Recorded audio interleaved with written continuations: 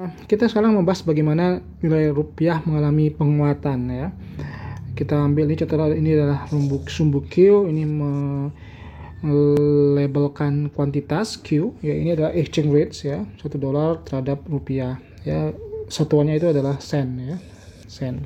Nah, ketika misalnya kita ambil contoh, ketika terjadi kenaikan kepada permintaan terhadap ekspor Indonesia, maka otomatis yang kemudian terjadi adalah demand side-nya bergeser ke kanan. Nah ya, permintaan terhadap rupiah akan mengalami kenaikan ya, dia bergeser dari, misalnya ini ambil contoh tanggal 2 Januari sampai 8 Juli ya, terjadi pergeseran ke kanan ya, bergeser ke kanan. Lalu ketika permintaan terhadap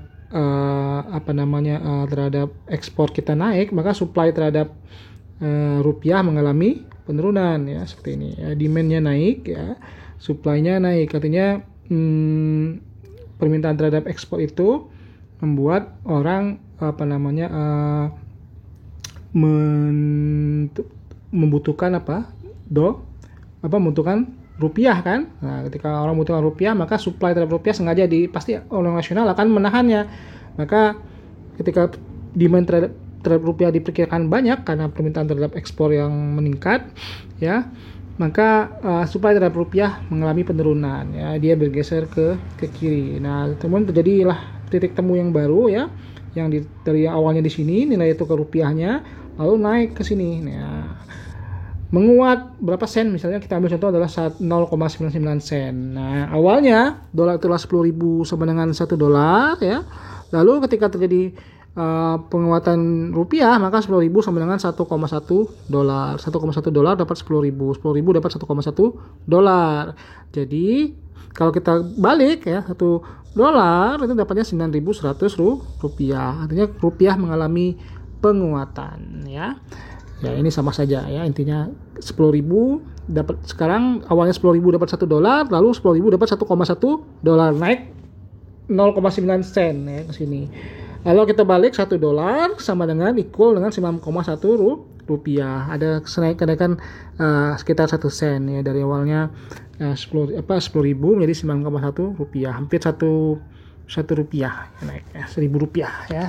Seperti itulah ketika terjadi apresiasi. Nah, kebaliknya juga demand juga seperti itu ya, dalam sisi penurunan rupiah ya. Kalau kita balik sama ya, ketika kebutuhan akan impor menaik ya, kebutuhan akan impor naik ya, kita bisa memodifikasi supply seperti ini ya, sama seperti sisi demand-nya bagaimana, sisi supply-nya bagaimana. Oke, sekarang kita ambil contoh dalam kasus tapering ya, tapering tantrum ya, bagaimana rupiah mengalami pelemahan ya. Kita ambil contoh ya, tapering tantrum itu adalah kenaikan suku bunga Fed ya, kenaikan suku bunga Bank Federal. Sebenarnya itu bukan kenaikan, baru pengumuman ya, pengumuman kenaikan suku bunga Fed. Nah, apa yang terjadi terhadap rupiah ketika itu? Nah, ketika terjadi terhadap rupiah, supply terhadap rupiah menjadi berkurang ya, supply berkurang ya. Kenapa supply terhadap rupiah mengalami pengurangan? Kenaikan ya, supply mengalami kenaikan ya, karena orang melepas rupiah, membeli dolar, sehingga kurvanya bergeser ke kanan ya. Lalu demand gimana? Demand terhadap rupiah itu mengalami kenaikan, penurunan demand-nya. Kalau supply-nya mengalami kenaikan, sedangkan demand-nya ya, kita lihat sisi demand-nya mengalami penurunan. Demand dari rupiah mengalami penurunan karena apa? Karena orang membutuhkan dolar ya. Orang nggak butuh rupiah karena orang ingin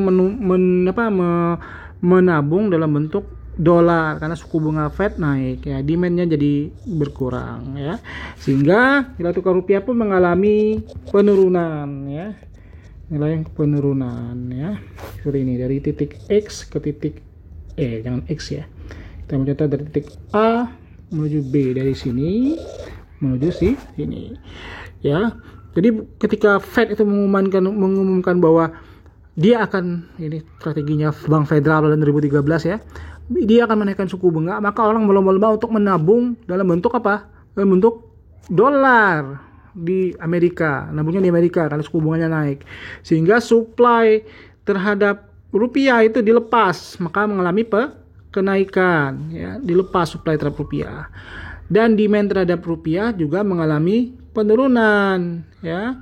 Kenapa mengalami penurunan? Karena orang ingin ingin melepas rupiah dan membeli dolar, sehingga demandnya mengalami penurunan dari DO menjadi D1. Supply-nya mengalami kenaikan karena dilepas oleh mereka untuk mengambil dolar. Nah, inilah kejadian kemudian bergeser. Rupiah mengalami penurunan pada tahun 2013 ya. Dari awalnya 10.000 menjadi 12 sampai 12.000 ya. Pada enjoy di angka 10.000. Nah, menurut banyak pengamat bahwa angka 12.000 inilah angka equilibrium sebenarnya ya. Presiden salah satunya yang bicara tentang itulah Wakil Presiden Budiono ya. Kenapa 10.000 awalnya? Karena Amerika mengalami resesi, sehingga rupiah menguat di angka 10.000. Tapi ketika Fed itu ingin mengumumkan ada kenaikan suku bunganya baru naik pada tahun 2015 justru ya.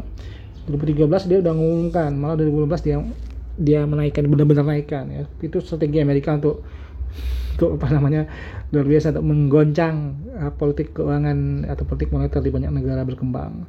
Lalu jadi 12.000. Nah, hari ini rupiah kembali jatuh ke angka 16.000. Mengapa?